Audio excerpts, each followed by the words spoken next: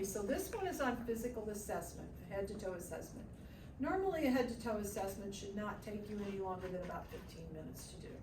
So we're gonna go through this process very quickly. We've already talked about this once with this specific group, but I would just want to tell you, or talk to you about a few things that you want to remember about this process. First of all, when you come in the room, you're going to do, of course, foam in front of the patient, and your name, date of birth, and you're going to ask ask whether or not we can go ahead and do the assessment.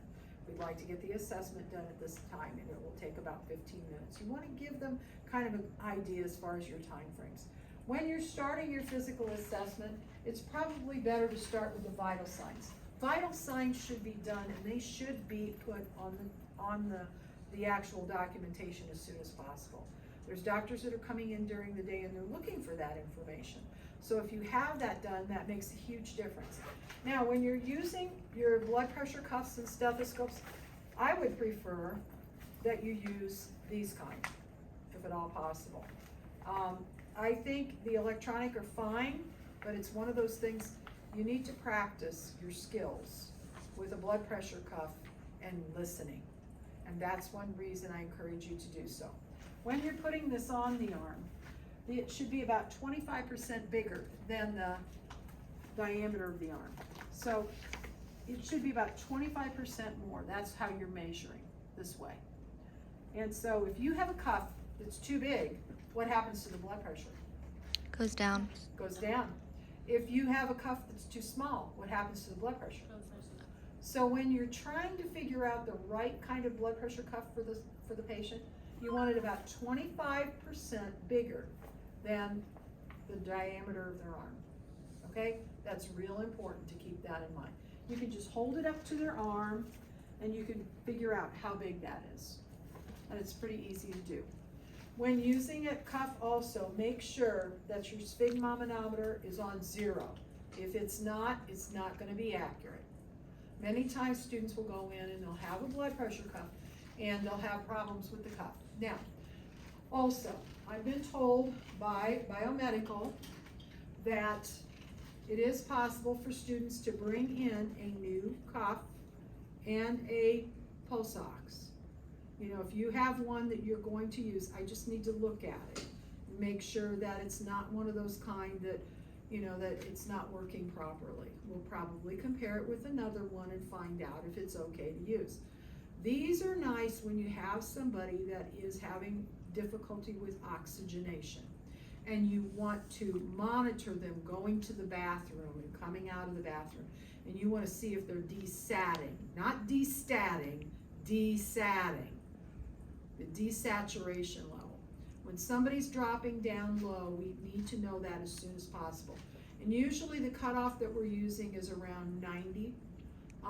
For somebody that's COPD, that would be wonderful if somebody was 90.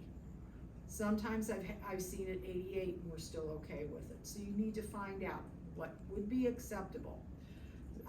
Normally, we like to see around a 92 for somebody that's not desatting, but it is important to be aware of this because this is one reason those patients are up there and they're on monitors, okay? Also, you want to check and make sure the monitor's on correctly. If they've got a lead off, that can be something that we need to take care of right away. IV lines, looking from head to toe as soon as you get in the room. Sometimes they may be disconnected, they may be at the site, they may be bleeding. These are all things that should be looked at as soon as possible. So tubes and vital signs. Think about that, tubes and vital signs. Foley catheter, is it properly secured? Is it not dragging on the floor? This is one of my pet peeves. I don't like to see a Foley catheter drop on the floor, or just dragging. That just, don't do that. Okay, so those are a couple things. Also, we'll talk a little bit about catheters and as far as making sure the spigot is properly seated. Make sure too that it is clamped, that they are clamped. Another thing you want to look at is PICC lines. Make sure that they're all clamped. There has been times you walk in the room and the PICC line will be somehow undone. Anything that's not normal, we should be looking at. If they have STDs on, look at those. Make sure that it's working properly. Sometimes if they have TED hose and they've been taken off during the night, make sure they're put back on. Wash their legs, put them back on. And I would be down there looking at their feet during that time. Physical assessment at the same time, get it all done. So those are just some of the things. When I first come in the room, I'm looking at those things to make sure that everything's going okay for the patient. And I also like to look at the IV solution and make sure that it's the right one. You'd be surprised how many times you come in the room and it's the wrong IV solution. The other thing is I would have foamed in front of the patient. I want to make sure that I've done that when I come into the room. I would state my name, tell them who I am, and I would also ask their name and their date of birth. At least 2 identifiers and possibly 3 if possible, to find out what's going on. Do they know where they're at? Do they know what time of day it is? These are all things that I would want to know from them. And if they say, oh, no, I'm not feeling real well, that's usually a sign I better get their vital signs. I need to know what's going on. So vital signs are a good place to start. When you're taking a pulse, get an apical pulse. You might take an apical and then also take a radial and listen to the difference. That's called what? What is that called? Deficit. Pardon? Deficit. Pulse deficit. Sometimes you'll have to bring a colleague in to do that. But you want to know. Take it for a minute, find out what's going on. These patients are on Med-Tele for a reason. The other place you can look to see what their pulse has been doing and what's going on with them is out at the desk, and you can see the monitors.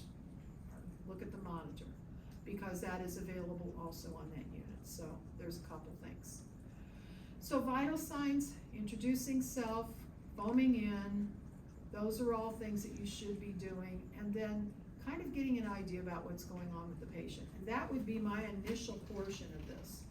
Also, I might have to do a focused assessment. If somebody was complaining of pain, I'm probably gonna stop the assessment at that point and I'm gonna deal with the pain.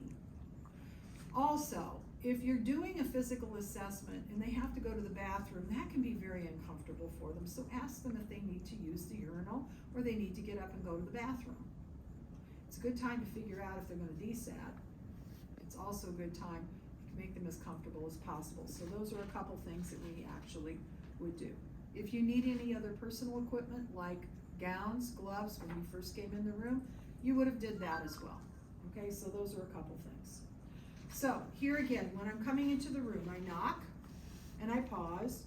I acknowledge the patient and greet them and introduce myself. I clear, and here again, clear room. I want to check the room, check the IV site. I've got the vitals, I'll get the vitals at that point. And here again, I would have foamed in before I even touched the patient. And then if I have to wash my hands, if I'm down here at the feet, I'm gonna wear gloves. But if I'm kind of moving around up here, I may have to wash my hands a couple of times.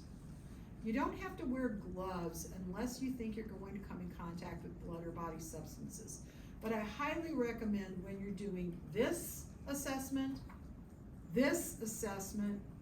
or maybe if you're looking, let's say there's a possibility the patient's gonna cough or something like that, and you might wanna wear gloves. Okay, so keep that in mind. It's gonna vary with your patient as far as what's going on. So those are some of the things that I would start. And then I would be asking them questions the whole time I'm doing this to figure out what's going on. So when I start with this assessment, vital signs have been done, I'm going to go ahead and I will ask them, do you know where you're at? Do you know what day it is? Okay, I'm going to be feeling your head, and so I'm going to don my gloves, put my gloves on, and feel their scalp, because I might get into something I really wasn't planning on getting into. Okay? So, you're checking to see, and if there's lumps, bumps, and I would tell them, you know, I'm not feeling any lumps or bumps, that's good, so that's not a problem. I also would go ahead and do everything else that I want to do with the head. And this bed is a little bit low for me, so I'm going to bring this up because I don't want this bed clear down. get it to a comfortable level for you so that you can do what you need to do. Just make sure when you leave, put the bed back down, okay? Because this can be a real bugaboo for patients, and it can also be a bugaboo for you, okay? So bring it up to a comfortable height. When I'm looking at the patient's ears, I'm gonna have to move from side to side. You pull up and back for an adult, you pull down and back for a child, and you look in the ear. You want to look in there. You also want to look up the nares. There are times when you can look up the nares and you can see into the other nares, especially if the individual is a drug user. If they've been using cocaine, it can deteriorate the nasal septum and you can actually see into the other side. There'll be a hole in there. Not the first time it's happened or the last. The other thing is when you're looking in the mouth, have them say ah, and you look at the back, see it with the uvula, what it looks like. Look at the tonsillar tissue, see if it's present. Have they had their tonsils removed? Then look under, have them lift their tongue and look under their tongue. Look at the roots of the teeth. Sometimes if they are a drug user, now you're gonna hear me talking about this because I'm a psych nurse. But it's one of those things, when you're looking for things like that, you'll notice that the dental caries, they will start to deteriorate at the root. Not on the edge, on the roots. They don't produce enough salivation in some instances, and this is what causes this deterioration of the teeth. So you're looking for that. You also look under the tongue for any cancers or any black spots. And you'll know when you come to it. It doesn't look normal. And they are very dark. You also would go over and you'd look into the other ear. So you're gonna go all the way around, you're gonna look in the other ear, unless they can turn their head far enough and you can look. And I can't see real well from this vantage point. So I'm better off going to the other side. So walking from one side to the other. Then I'm going to look at the pupils. I'm gonna see if they're equal. Then I'm going to also look and see if they're reactive to light. So I would go ahead and kind of bridge between, shine the light in here, and notice if this pupil is going down. This is that consensual thing that occurs. And then I'm gonna look on this side. And I shine it twice. So twice here, once I look on this side, once I look on this side. Then I shine it in here, once I look on this side, twice I look on the other eye. Okay, so I've done those. Then I'm going to check accommodation, and I'm just gonna hold this up. You don't wanna shine the light in your eye when you're doing this. It's pretty annoying, to say the least. Okay, so what you wanna do is hold this up here, and I want you to watch. And as you go in, you'll see the pupils change. And they should be changing together. Okay, so that's, you're watching accommodation occurring. Then I would check for the gaze. Now you want to tell the patient not to move their head, because invariably they'll go like this. And you don't want them doing that. So hold your head, I just want your eyes to move. And you want the cardinal gazes. And see if they can do that. And once they've done the cardinal gazes, then you've completed what you're going to do with the eyes. So this takes care of this portion. Then you're gonna come down and you're gonna check pulses. I check on one side and then the other. Don't do this, okay? It's one side and then the other. If you're checking for JVD, you wanna make sure that you're about, what angle? 45. 10 to 45, you don't want it up. You're gonna notice that the vessel is distended. That's what you're looking for, to check on that. I also would have them shrug, like this. I want them to shrug. And I'm going to check that and see what's going on. And I'm just moving my way down. When I get down to the arms, I'm checking the brachials. Check both brachials. I check radials. And while I'm here, I say, squeeze my hand, pull, push. And I wanna make sure that they can move. So I'm moving through this in a little bit different way, but I'm getting through the assessment. Then I would have them bend their legs up, see if they can hold their leg out, those kind of things, those kind of movements. So I'm taking care of the skeletal muscle while I'm doing that. One of the other things that I will be doing then when I get to the chest, coming down, and I'm going to be listening. I'm going to put these down here so I can hear what's going on. Okay, so when you're doing this, if at all possible, listen on the chest. If you can't hear very well, listen on the chest. Now you will see staff members do it on over the gown, but you have to have the gown smooth in order to do it. If they can sit up, great, that's wonderful. Okay, then can you take a deep breath? Don't forget that little piece of tissue that's right above the clavicle. That's part of the lung too. So there's one there, one here. Compare, compare. You're always comparing. If you have breast tissue to the side, you're going to the side like so. Come down lower because you want to be able to get that diaphragm. On a man, you probably will be here and here. Remember what we talked about: aortic, pulmonic, tricuspid, mitral. And the tricuspid and the mitral is usually between like the 4th or 5th intercostal space. That's where we're talking about. Aortic, pulmonic, tricuspid, mitral. And the tricuspid is just further in on the 4th or 5th in that area, okay? So you listen to the heart at the same time. You're probably going to listen about at least a half a minute in each one of those areas, okay? So that's how you're going to do that. Then on the back side, I don't know how you're going to be able to see this too well. You might have to come over here. Okay, so when you're listening to the back, you start up high again, and you just compare right and left, and you move down. You try not, you're going to be over bone, but you just keep moving down until you get to the diaphragm. Okay, and they're taking deep breaths during that time. If you have a problem with a patient, you can't hear their heart, have them tilt them forward a little bit. That will make it so much easier to go and listen.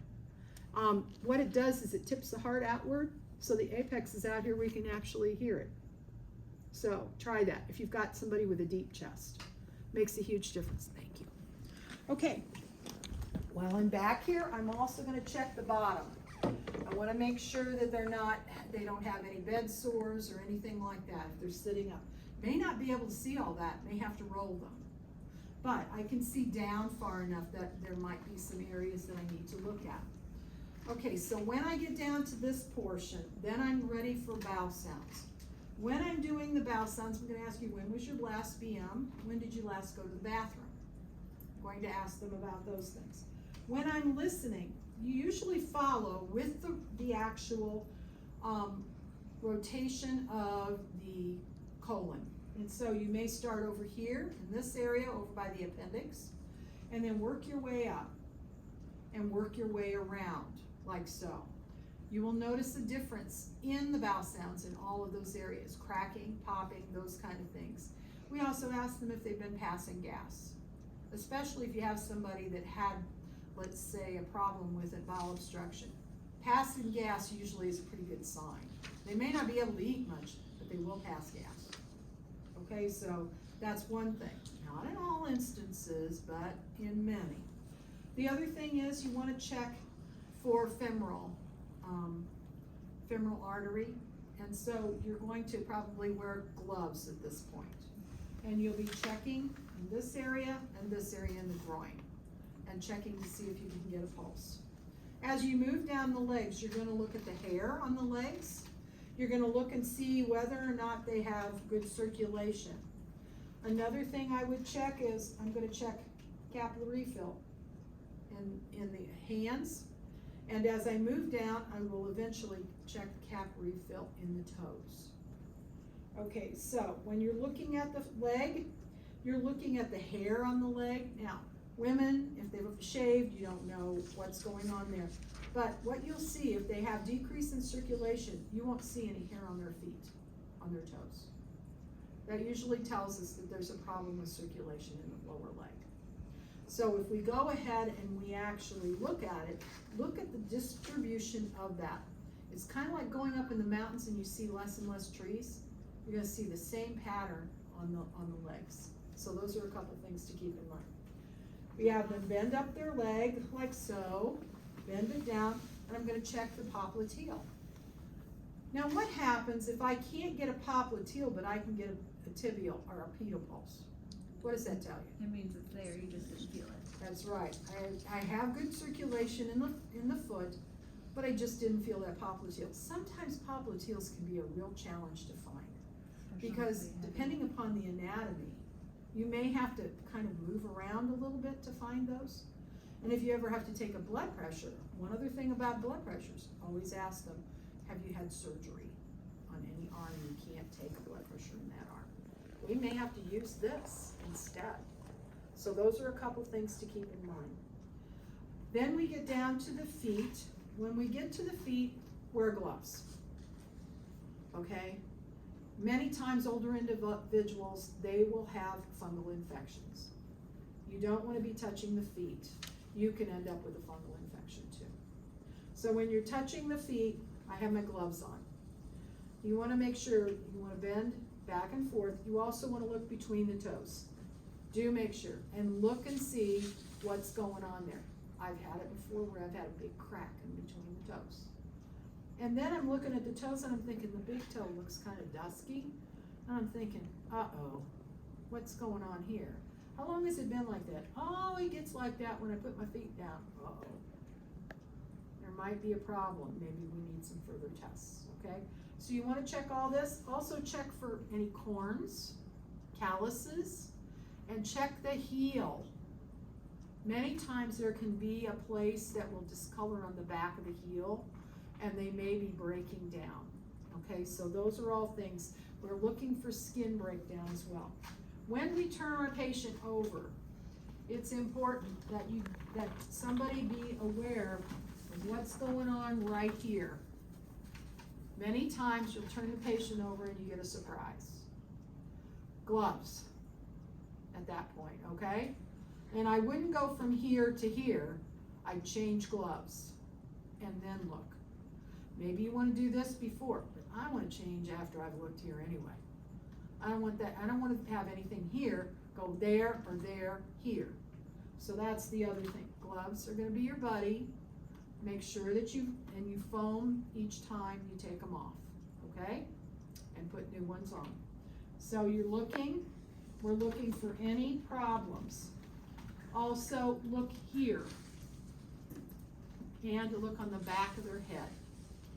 They can have problems with that breaking down as well. Okay, so look at your sheets and see if I've missed anything. I don't think you missed anything, but you told us earlier that when you come in and talk to them, you just didn't say it for the video, that you're watching the symmetry of the face. Thank you. And sticking out a tongue. Thank you. That's Yes, the only thing symmetry that is you didn't- important. That could indicate whether or not they've had a stroke. Thank you for bringing that up, Darla. Appreciate it. That's what you guys are here to help. You with told this. us before, but you just didn't say it for the video. That's right, I needed to say it for the video. Okay, anything else that I've missed on here? Anything else that you think we need to add on here? As far as doing a good assessment? Because we're gonna share this with our colleagues. The only thing is, on the feet, when they have really thick toenails, where are you gonna press you know what I mean, cause you can't do the nail bed, so. That's true. On the foot, can you just do Well, it anywhere on the foot? It has to be, it really does have to be, you'll have to look at the back of the nail bed, not the tips, the back. I found that you can, if they've been cleaned properly. Now, if they haven't been cleaned properly, you're probably gonna have a heck of a time with them. But then we need to get the podiatrist in, and we need to at least do that, okay? The other thing is, whenever you have somebody that has had the podiatrist in, make sure you wash those feet really well. They could have had a microcut as a result of removal of the toenail, and that can lead to a cellulitis. You need to watch them very closely for things like that. As we get older, we're just more prone to infections and things that could have issues. Anybody else have anything else? Good comments, folks. I really appreciate it. Anybody else have anything I'm missing? Any other things? Do we not do the, sensation? Yes, you do. Thank Yeah. you for bringing that up. Okay, so for sensation, when you're doing that, I would check it and you figure out what you're gonna use for sharp and dull. And sometimes you can find some things, I like to use alcohol swabs for my sharp because I don't hurt the patient so much. And then my dull is usually my pen. That's what I like to use. Or you can use your pen light. Now the nice thing about this pen light is it's got all of the gauge on here. You need that. So you can use something like this, or you can get one of these fancy schmancy ones that I have. Well, this one is actually, this is a different kind of light. I do have, this is the one. This is my real fancy one. Okay, it has it on the side, and then it has actually batteries on the inside. A little bit more expensive, but they're pretty nice if you have something like this. Those are really nice. Always carry your bandage scissors with you. You might have to have a pen for marking purposes, but if you're using that, you gotta check with the staff, okay? Contessa, did you have something? You look like you had something to add. Yeah, I remember when you said with your patients, you like to ask them to remember the 3 things so Oh, you yes, can yes. assess Thank you. their memory. Okay, so pick 3 things. 3 things that do not go together. And you'll ask this at the beginning. Ball, a tennis shoe, and a car. And see if they can tell you at the end. This is checking their memory over a short period of time. See if they remember directions. This can help a lot when you're sending them home with patient teaching. What kind of things do they remember and what do they not remember, okay? So if I was doing this, the sharp and dull, and thank you for bringing this up, I get nervous too. Okay, so anyway, if you're doing this, I would tell them, okay, this is gonna be my dull, and this is gonna be my sharp. I use the edge of this. The nice thing about this, it gives, and you're not gonna cut their skin. I would do this on their extremities. So pull down their gown so they're not exposed. And then I would do this. Okay, so I want you to close your eyes now. Now you tell me where I'm touching you and whether it's sharp or dull. You want to make sure you have them completely open so you can put this just about anywhere. Okay, so tell me where I'm touching you and whether it's sharp or dull. If they can't feel it the first time, try it again. If they tell you it's